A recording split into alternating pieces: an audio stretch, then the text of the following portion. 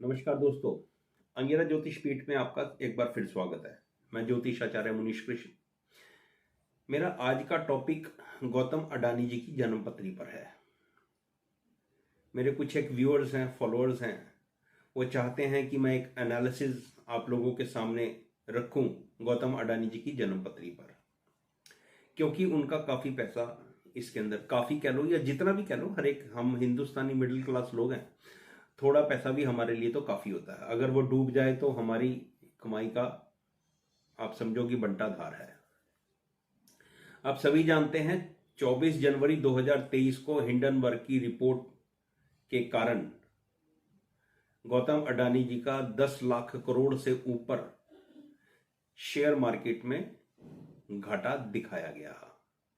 उनको घाटा हुआ, जिस कारण से काफ़ी नुकसान हुआ है गौतम अडानी जी को। आज हम उनकी कुंडली में दो तीन चीज़ों पर ही सिर्फ चर्चा करेंगे। पहली चर्चा उनकी ये होगी कि वो सिर्फ एक साल के अंदर ही वो किस तरह से, क्या रीज़न, एस्ट्रोलॉजिकल रीज़न रहे कि वो 2022 और 23 के अंदर सिर्फ एक साल में 24वें 25वें नंबर से वो दूसरे नंबर पर आ गए। क्या एस्ट्रोलॉजिकल इनके रीज़न है, उसके ऊपर बात करेंगे। दूसरी बात हम करेंगे, क्या रीज़न रहा कि 24 जनवरी 2023 को उनको इतना बड़ा नुकसान हुआ, और क्या वो बाउंस बैक करेंगे, क्या उनकी ज़िंदगी में दोबारा वैसी प्रॉस्पेरिटी आएगी, और जिन लोगों का पैसा अडानी ग्रुप में लगा हुआ है क्या वो डूब तो नहीं जाएगा। इस तरह की कुछ एक दो तीन चीज़ें हैं जिनके ऊपर आज की वीडियो में हम चर्चा करेंगे। देखिए, अडानी साहब का जन्म, गौतम अडानी जी का जन्म 24 जून 1962 को अहमदाबाद में हुआ। इनकी जन्मपत्री बनकर जो आई है वो है वृषभ लगन की। ये कुंडली आपके सामने स्क्रीन पर फ्लैश हो रही है। आप इसकी या तो स्क्रीनशॉट ले लें और या आप अपने पेपर पे बना लें। वृषभ लगन है, लगन में बुध है, दूसरे घर में सूर्य है, तीसरे घर में शुक्र और राहु है, 9वें घर में शनि और केतु है, 10वें घर में बहुत सुंदर और एक शानदार गज केसरी योग है बृहस्पति और चंद्रमा, और 12वें घर में अपनी राशि का मंगल है। ये इनकी स्थिति बनी हुई है जन्म कुंडली में। और D9 इनका कन्या लगन का है और D10 इनका तुला लगन का है। तो ये इनका जन्म का विवरण हो गया, इनकी जन्म पत्री का विवरण मैंने आप लोगों के सामने रख दिया। अब बात करते हैं कि क्या ऐसे रीजन रहे कि गौतम अडानी जी पिछले एक साल में 23-24वें नंबर से जंप करके सीधा दूसरे नंबर पर, मतलब उत्तरोत्तर उन्नति करते रहे, और 2022 में ये दूसरे नंबर के सबसे अमीर आदमी या तीसरे नंबर के सबसे अमीर आदमी बन गए। उसका क्या रीजन रहा? देखिए, इसका सबसे बड़ा रीजन रहा कि उनकी शुक्र की महादशा में राहु की अंतर्दशा शुरू हो गई। अब ये राहु जब भी देता है, आप सभी लोग जानते हैं, ये छप्पर फाड़ के देता है। और राहु इनकी जन्म पत्री में भाई शुक्र के साथ है। आप लोगों ने जैसे जन्म कुंडली बना ली होगी, 3rd हाउस में, और 10th हाउस लॉर्ड सैटर्न से दृष्ट है। राहु लग्नेश के साथ तीसरे घर में, और 10th हाउस से लॉर्ड शनि से दृष्ट होने के कारण एक अच्छे राजयोग में इन्वॉल्व है। और इसकी स्थिति कमोवेश D9 चार्ट के अंदर भी बहुत बढ़िया बनी हुई है।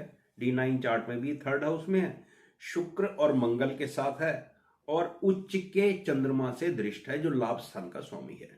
तो इस राहु ने इनको एक्सट्रीम उन्नति तो देनी थी। और राहु के साथ जो इनकी जिंदगी का पॉजिटिव पॉइंट रहा, वो इनकी जिंदगी की खुशकिस्मती कह लो कि बृहस्पति का ट्रांजिट इनके 11वें घर में पिछले एक साल से हो रहा था।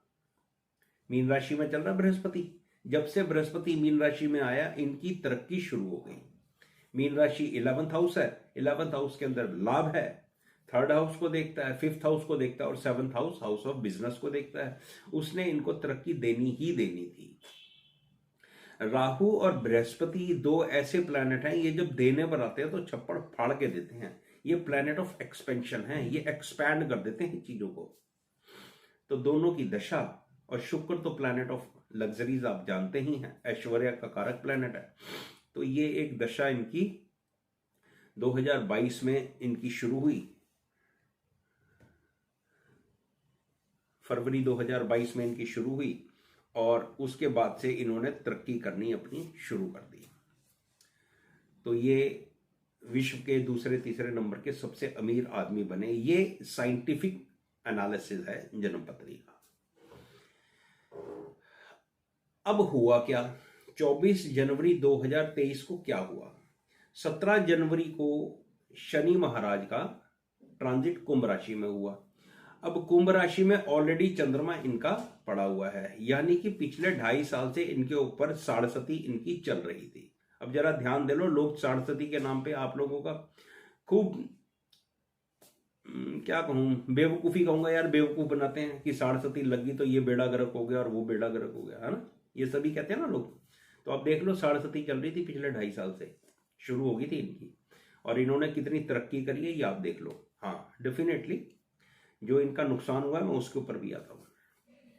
ज्योतिष का एक बिल्कुल सीधा सीधा सूत्र है, जब भी शनि का ट्रांजिट चंद्रमा के ऊपर से गुजरेगा वो आपको मेंटल टेंशन देगा।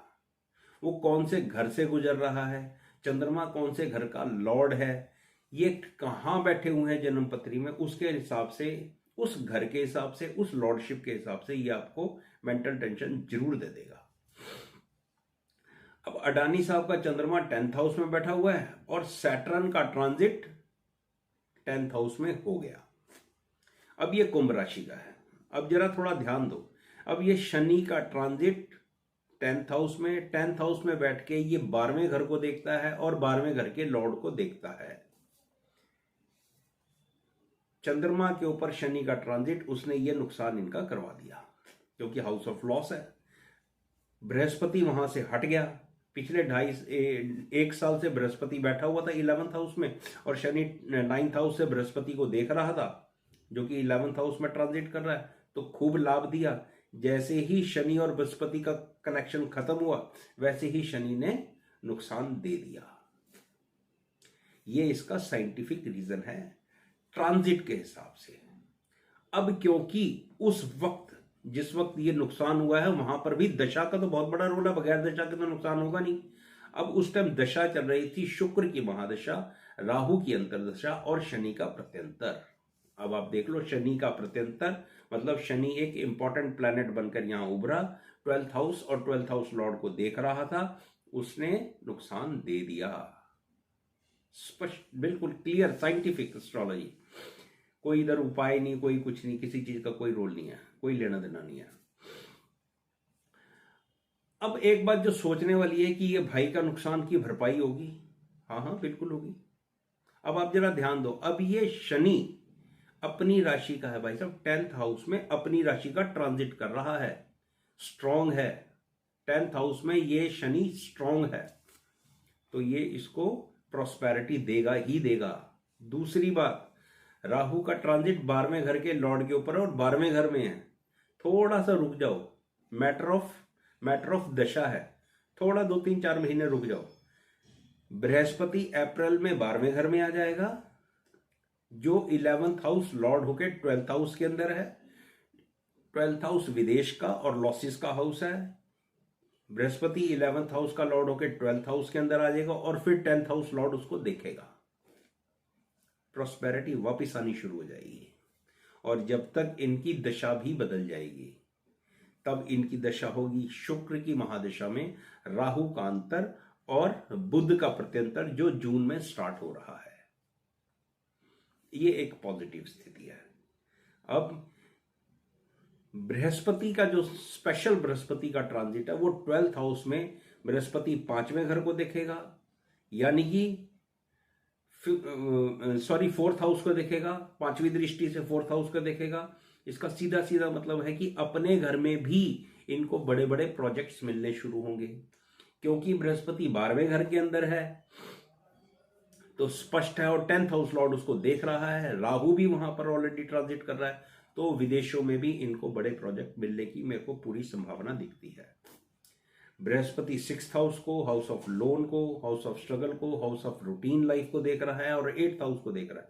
तो यहाँ पर इनको थोड़ा सावधानी बरतने की भी जरूरत पड़ेगी, या इनको नए प्रोजेक्ट लेने में थोड़ी समस्या का सामना करना पड़ेगा, लेकिन इनको प्रोजेक्ट्स मिलने शुरू हो जाएंगे, क्योंकि 4th हाउस पे बृहस्पति की और शनि की दृष्टि, डबल ट्रांजिट, ये काफी बड़ा रोल प्ले करने वाली है। स्ट्रगल तो होगी लेकिन प्रॉस्पेरिटी भी इनको मिलती जाएगी।